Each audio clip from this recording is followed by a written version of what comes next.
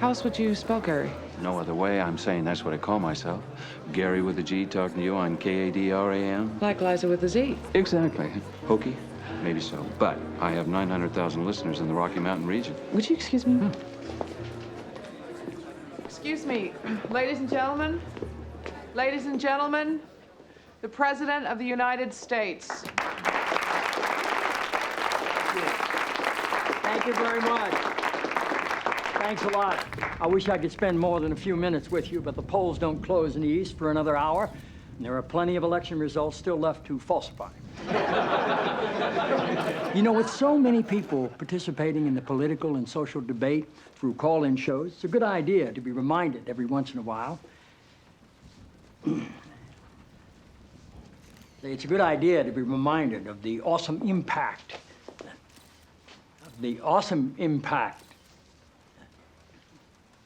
I'm sorry.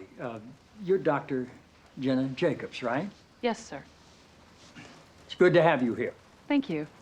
The awesome impact of the airwaves and how that translates into the furthering of our national discussions, but obviously also how it can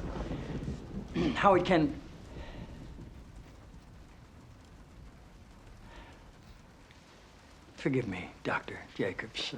Are you an MD? A PhD. A PhD? Yes, sir. In psychology? No, sir. Theology? No.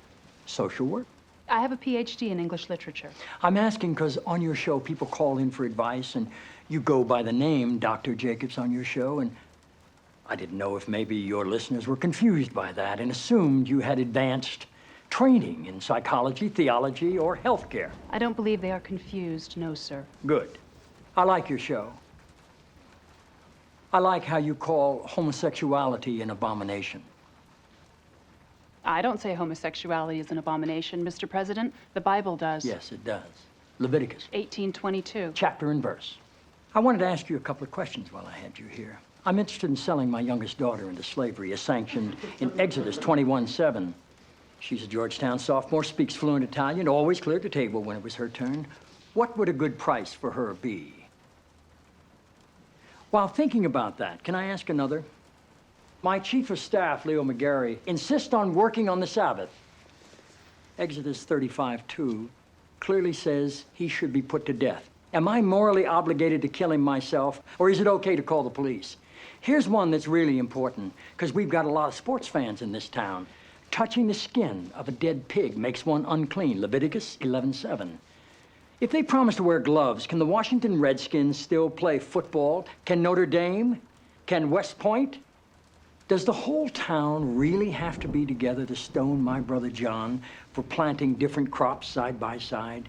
Can I burn my mother in a small family gathering for wearing garments made from two different threads? Think about those questions, would you? One last thing. While you may be mistaking this for your monthly meeting of the ignorant tight-ass club, in this building when the president stands, nobody sits.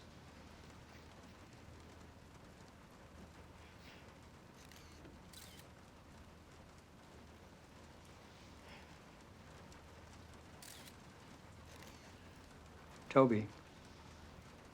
Yes, Mr. President. That's how I beat him.